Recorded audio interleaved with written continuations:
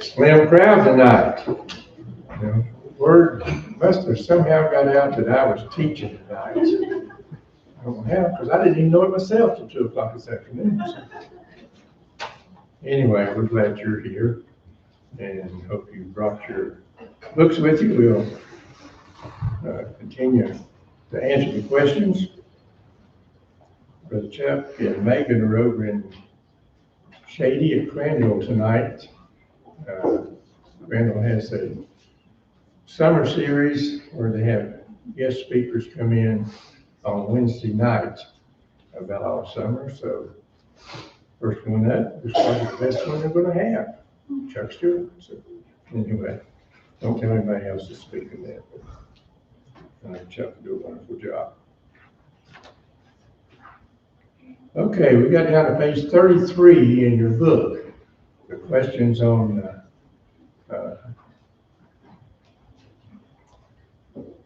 1 Peter chapter 3. So we'll go over those, and if we have time, then we'll get started into chapter 4. Anybody have any questions or comments about the first questions we've gone over? Some of these discussion questions are pretty deep, and especially this lesson seems like there were more discussion questions on this chapter than there normally are. So the author must have really Willard conscience delved deep into 1 Peter. So anyway, we'll go start on number 22 there, and we'll do like Chuck we're doing. We go here, here, here, here, here, here. Answer the following questions on verse 21. So, verse 21. Doug, you read that for us? You can probably quote it. In like manner, the like figure whereunto even baptism doth also now save us, not to putting away the filth of the flesh, but the answer of a good conscience toward God by the resurrection of Jesus Christ. And Chuck had some comments about this last week. He wanted to do some more. Hopefully next week we will. But you know, this is one verse that a lot of preachers cannot refute when they try to refute baptism. Is I think Chuck mentioned the whole book somebody wrote about trying to refute 1 Peter 3:21. You know, and it's kind of like Mark 16:16. What's it say? You know, if we want to say that, you know, we have to change all the verses that we don't agree with, that we're going to change them. I've heard a story about someone trying to teach a lady and had them turn to Acts 2:38. She couldn't do it. She cut it out of her Bible. She didn't want that in her Bible. Didn't want that Acts 2:38 in there. So we have to take the Bible as a whole. You know, we don't want to take one verse out of context to try to prove what someone else is teaching, what man says, or what we would like to fit our beliefs or fit our lifestyle. A lot of people want to pick verses out to fit their lifestyle and, you know, ignore the rest of them.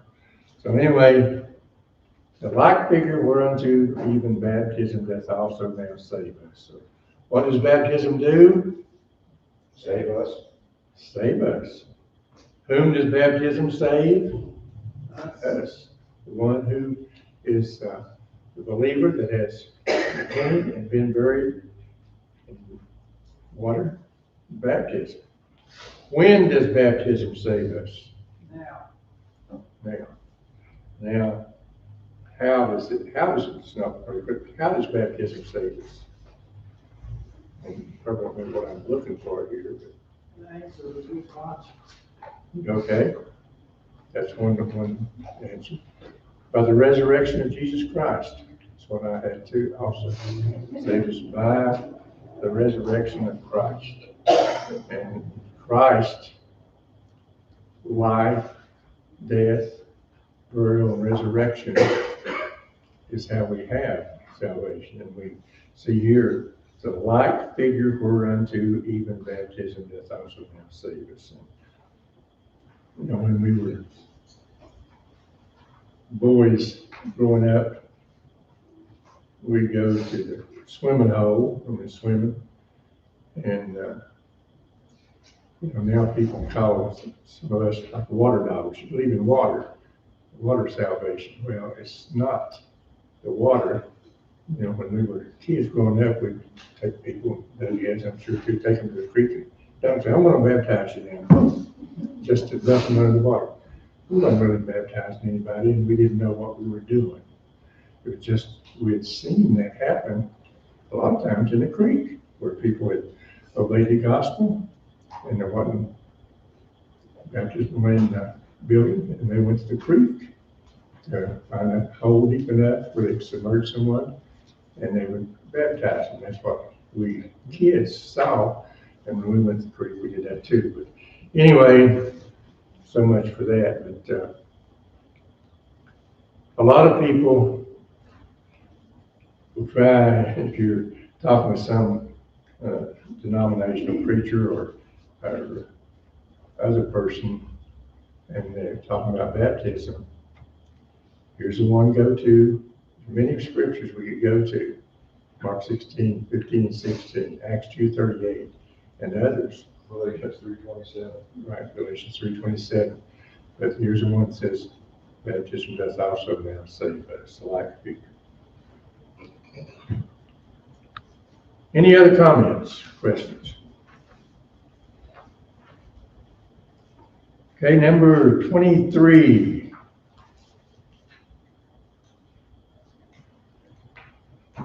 Whoever got, go ahead and read it. You got it, Don? Christ is in heaven, where angels, authorities, and powers are being made subject to him.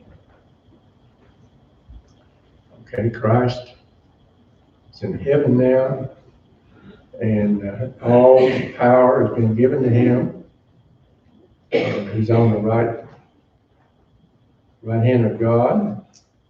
And if we look at Ephesians 1, 20 through 23, read that also. Which he wrought in Christ when he raised him from the dead, and set him at his own right hand in the heavenly places, far above all principality and power and might and dominion, and every name that is named, not only in this world, but also in that which is to come, and has put all things under his feet, and gave him to be the head over all things to the church, which is his body, the fullness of him that filleth all in all.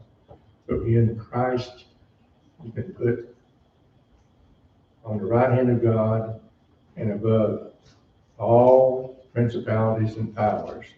That people have a hard time, realizing that and accepting that Christ is above all, above all.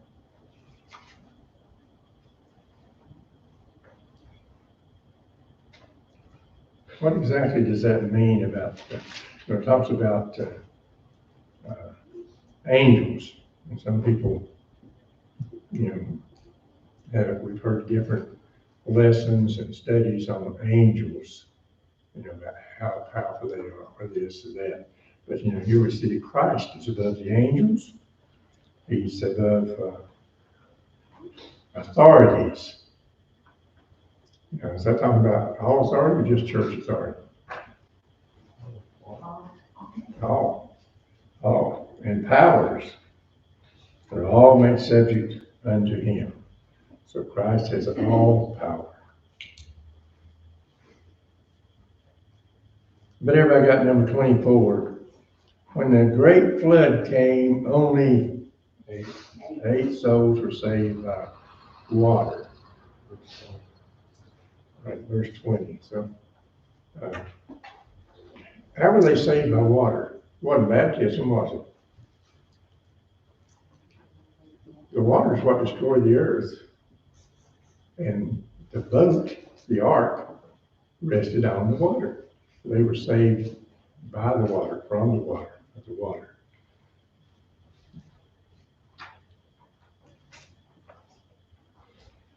Okay, this next one Chuck talked about, and we'll talk a little bit more about it.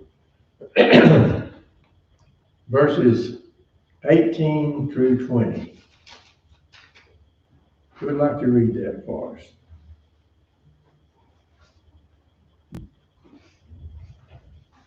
Isaac, want to read that for us? What verse? Verses 18 through 20, chapter 3. For Christ also suffered once for sins, the just for the unjust, that he might bring us to God, being put to death in the flesh, but made alive by the Spirit, by whom also he went and preached to the spirits in prison, who formerly were disobedient, when once the divine long-suffering waited in the days of Noah, while the ark was being prepared, in which a few, that is 8 souls, were saved through water. Okay, last week Chuck talked about the couple of different views that were held about these verses. Excuse me. How that Christ went and preached unto the spirits in prison. So let's read over the first view here that Conscience has in her book. The first view was that Christ did the preaching himself. That the preaching was done during the 3 days between his death and resurrection. But if he did it, that would have been Christ's spirit, wouldn't it? It wouldn't have been physically doing the preaching. It would have been his spirit. That the preaching was done while he was in the spirit realm in Hades. That he actually and literally preached to the disembodied spirits who lived while the ark was being prepared. That these spirits were now in Hades, the people having died during Noah's day, and in Hades, Christ had preached to them. And that's a difficult passage for me to put my hands around, to understand, and it goes on to say, verse 20 there, which sometimes were disobedient. Now, the Hadean realm, we saw lessons on that, about what the Hadean realm is. And to get through with these two, I'll read you what this commentary that I'm reading says too. There says also, second view is that Christ preached, that he preached in spirit to spirits in prison. When we talk about prison, we think about a physical building or place where criminals are. That's our idea of prison. But also, as I'll get to that in a minute, that these spirits in prison were wicked persons who lived while the ark was preparing. That the preaching which Christ did was through Noah. That those to whom the preaching was done were bound in the prison house of disobedient spirits at the time the letter Peter wrote was penned. That the preaching was done when the disobedience was done, namely during the days of Noah. That if Christ went literally and actually to preach to these disobedient spirits, he would have gone to all other such spirits. That what was preached is not stated. It didn't tell us what. So I'll read you a little bit now about what Thompson's commentary says. Who's that commentary by? It's Thompson's, Oh, okay. and commentaries and commentaries, that's what the man says. So, we're not reading it like the Gospel of Thompson, we're just saying this. Conscience shows two different views that were held, that are held. Even Christ, the Holy One, our example, once suffered on the cross. Once only. He suffers no more. He was put to death, this is talking about verse 18. He was put to death by the wounds inflicted on his fleshly body, Christ's earthly fleshly body. His natural earthly life was ended. The physical body, it was killed. And quickened in the spirit. Put to death in the body, his spirit was quickened, having life in himself as soon as the body failed. Through weakness, the power of the indestructible life began to show itself, the spiritual life. Verse 19, it says, in which also he went and preached to the spirits in prison. The facts stated are one, that Christ put to death in the flesh, but made alive in the spirit, went and preached. This preaching of Christ in the spirit was two spirits. Those spirits were in prison. And I think this is a good thing to remember here. The Greek word used for prison denotes a place of custody, not a place of punishment. Place of custody, not a punishment. We think of prison in our terminology as a place of punishment. But here in the Greek language, it means a place of custody. The Hadean realm, where all spirits go. These spirits, verse 10, were aforementioned disobedient. This states why they were held in prison or in custody. The time of their disobedience is stated. It was while the long suffering of God was waiting in the days of Noah. They had then refused to obey the call to repentance. It is stated in Genesis 6:3 that the long suffering of God waited 129 years, 120 years. This difficult passage has been given two interpretations. The more common view is that Jesus, after his suffering during the interval before his resurrection, went without the body in a spirit form to these antediluvians and preached to them. If this view is correct, it only teaches that an offer of salvation was then made to these disobedient ones who had never before heard of Christ before their final judgment.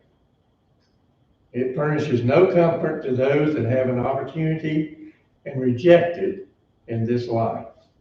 It only shows that one opportunity is given to all. That's an interesting viewpoint, isn't it?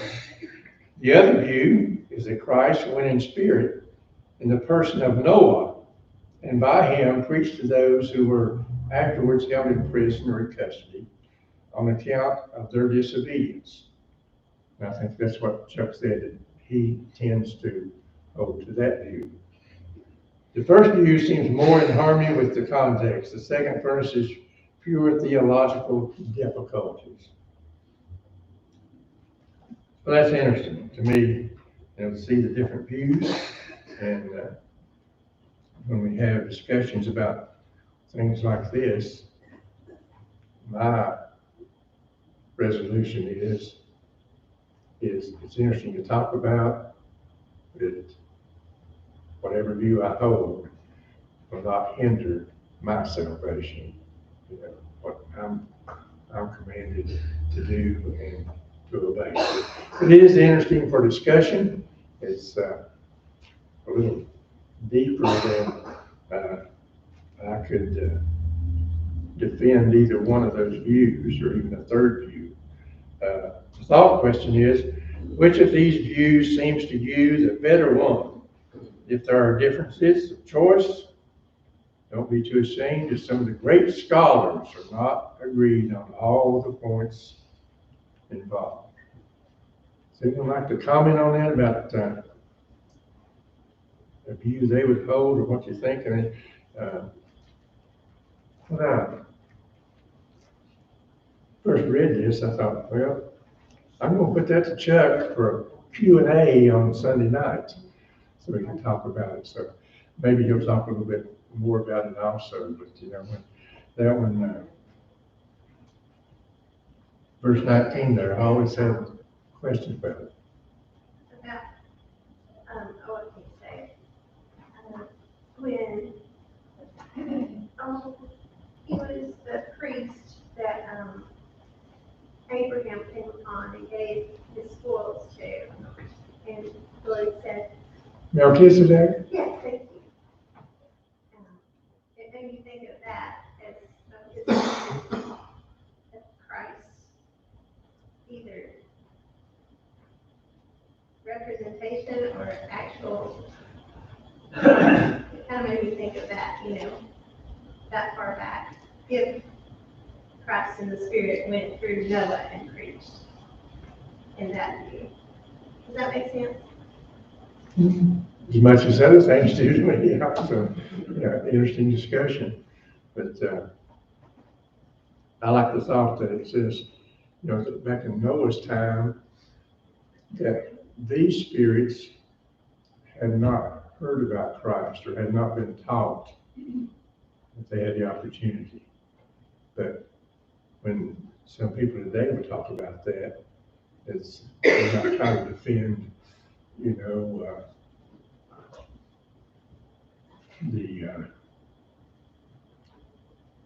now the words come. What does it talk about when he coming back? The rapture?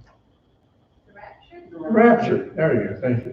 You know, some people have been to rapture. He comes back, you know, Christ reigns, and those people have a chance to obey then and do it. And, you know, man-made thoughts about that.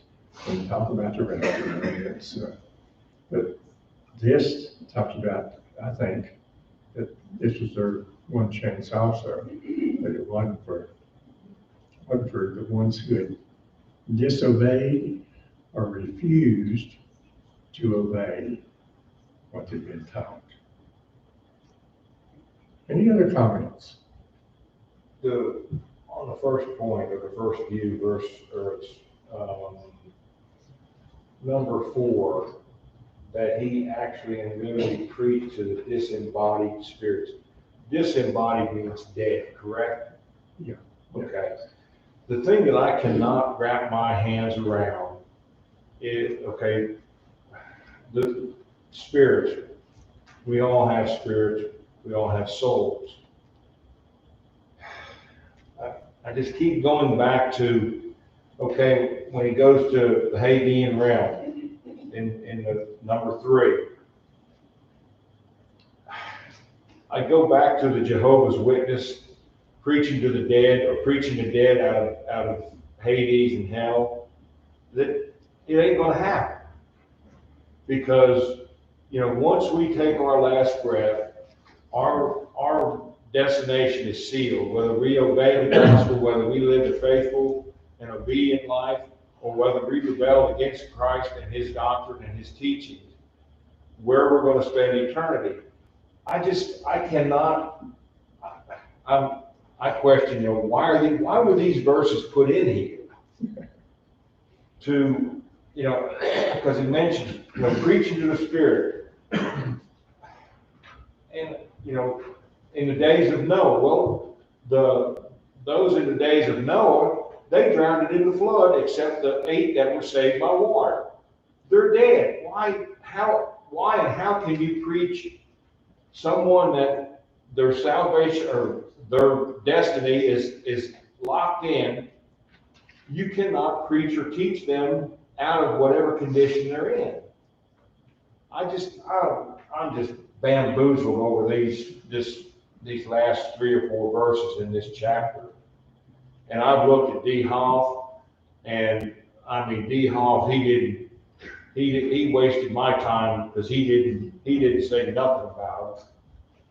And, you know, I went to Clark and other ones on eSword, and they're just as nothing as D. Hoff was. Pardon me, are you saying that you follow that same understanding? No. Not that he's speaking to this one. Well, you know, Because we are told to test the spirits, right? yeah, Yeah, and so in a sense. the live spirits.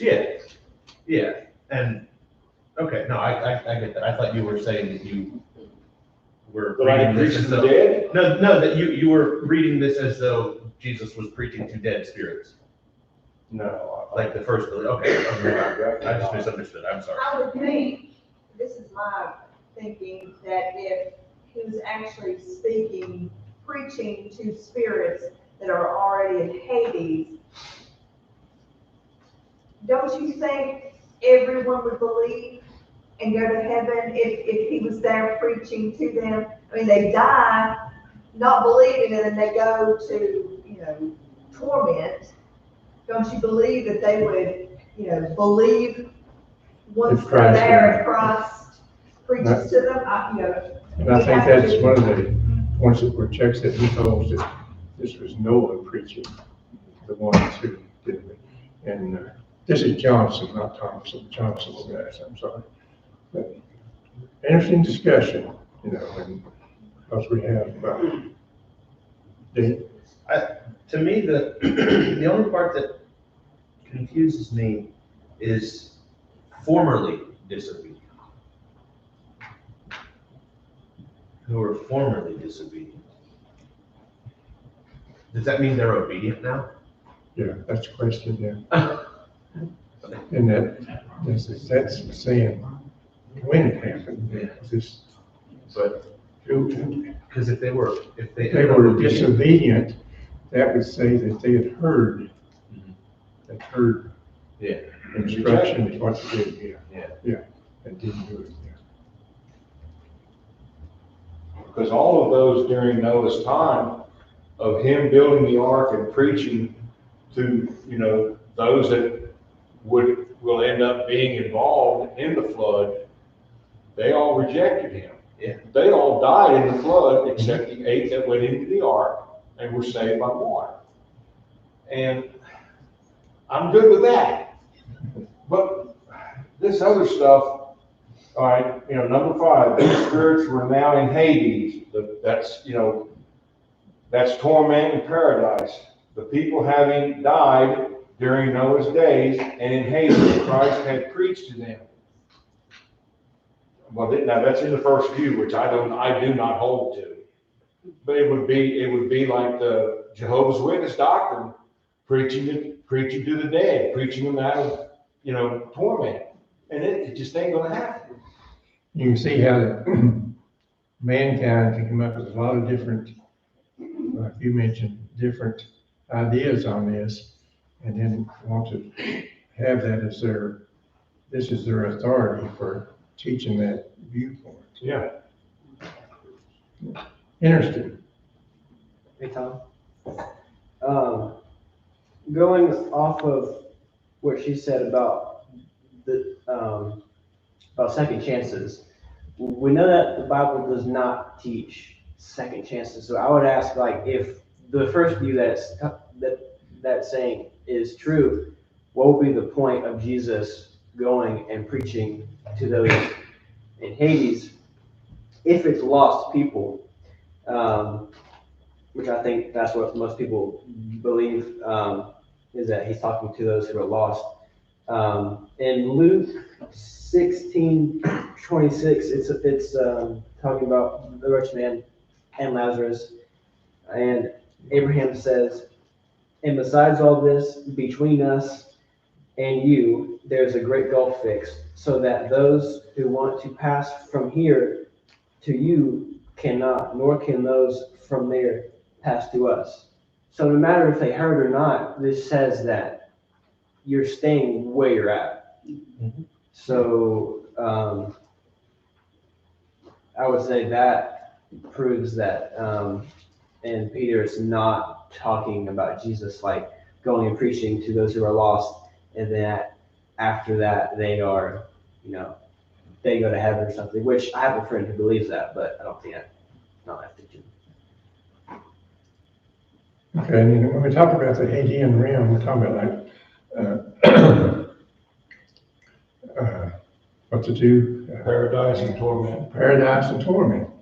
And it just goes along with what Isaac said, that gulf, it's, I picture it as a canyon. There's no way you can get from point A to point B or point B to point A. And, when I go to point A, which is paradise, I don't want to go to point B. There's no way I would. Nobody in their right mind, spiritually or physically, I don't want to go there because it's torment, wailing and gnashing, grinding your teeth in constant pain and discomfort. Where in paradise, Abraham's bosom, you're comforted. You're in, no way that I would want to go to torment. Yeah, and we have some of those little brochures back there, but Don Blackwell, we heard him teach a lesson on this, on Hadean realm, and it specifies back there, if you hadn't gotten one, pick one up back there that has scriptures and all explaining the Hadean realm. So, and what I've said is, in Hades, Hadean realm, paradise and torment, think about this, and correct me if I'm wrong, the judgment is a foregone conclusion, isn't it? If you're in paradise or torment, come judgment day, you're sealed. Yeah. Your fate is sealed. That's the second death. Yeah. Or Could life. it be possible to really just like blow your mind that wasn't the case until after the Mosaic law? And so that would be why we would go back to those who lived prior to that law as a fairness or something. Yeah, I'm not saying I subscribe to that. yeah, and I've said the same thing. That's about the ones who never. And Knew that, that we were working towards. now today we're told that ignorance is no excuse. But back in that time, that's a interesting thought, and I've had many times too about it. That be another question for Chuck Q&A. Somebody write these down, so we'll give them Chuck. Okay, any more comments? Wouldn't it be good if Peter had said what the preaching was about? He did not say what the. Yeah, exactly, yeah. It doesn't say what was preached, right? Any other comments? Okay, we've got a few more minutes. We'll start on the true false. I didn't want to get into the next chapter anyway. I was just going to do a couple of verses because I wanted Chuck to start out with those comments that he has. Number one, through a good example, the righteous may be able to win those who will not be won through the word, or that is, through preaching. True or false? Which side? Which side? Oh, this side. True, verse 1. True, verse 1. Talking here about the women, about them, by example, that refers not only to females, but to males also, by a good example. And we've heard it said many times, and I've said it several times too, that some people, that would rather see a sermon than hear one. you know, good works, good deeds, living a good Christian moral life, instead of just standing up on the street corner and espousing what your beliefs are or reading scriptures. People probably sometimes, and I've said too, before you can convert someone, you have to be their friend. They have to have confidence in you and what you're saying and the life you live in order to convert someone to Christ. Because they're looking at you, you know, and when you open God's word, then it means more to them. Okay, anybody disagree with that one? We're not going to all agree on all is true and false, I can tell you that right now. I question some of them. Number 2, Peter urged Christian women to be more concerned about inward beauty than outward beauty. True, okay. And that's true with men and women. You know, we see some of these celebrities who, they're beautiful facial features and skin texture and everything else. But then we read some things about them that not so pretty, are they? Not so pretty. So inside, and I like to say when people like someone that they are beautiful inside and out. And the inside is much more important than the outside. And that's what Peter's saying here also. Number 3, exactly what was preached to the spirits in prison is not stated in this chapter. What did you say that was, Gary? Absolutely true. Okay, it wasn't stated, was it? Didn't say it was. That's it. Hey, when we get to heaven, Doug, we'll ask that question. Oh, buddy, I got a list of them. Number 4, this chapter teaches Christians not to have the spirit of revenge upon their enemies. True, verse 9. Verse 9. Not rendering evil for evil. Number 5, Peter told the brethren that a sure sign of salvation is a good conscience. Okay, got a true and a false. I had a question about that one too. A sure sign of salvation becomes verse 21 there. The answer of a good conscience toward God. So it's like I said, when we were kids, we baptized each other. We wasn't baptizing. We just getting wet.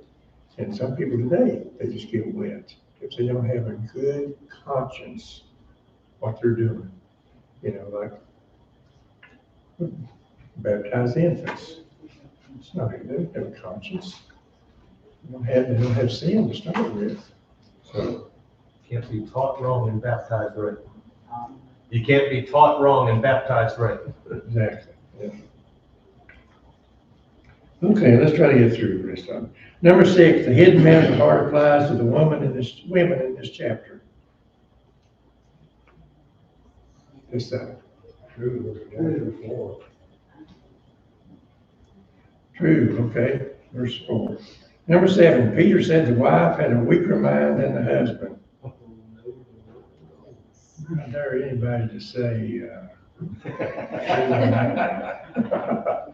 I dare any of you men to say true. That's false. Number 8, it is better to suffer for well-doing than for evil-doing. True, verse 17. 14. Number 9, this chapter touches a number of subjects, however, unity is not one of them. True, verse 8 and verse 12. I got false, verse 8. Because the husband and wife had to be one. And then, right, verse 8, be ye all of one mind. Well, see, I got the answer from my wife. Sure.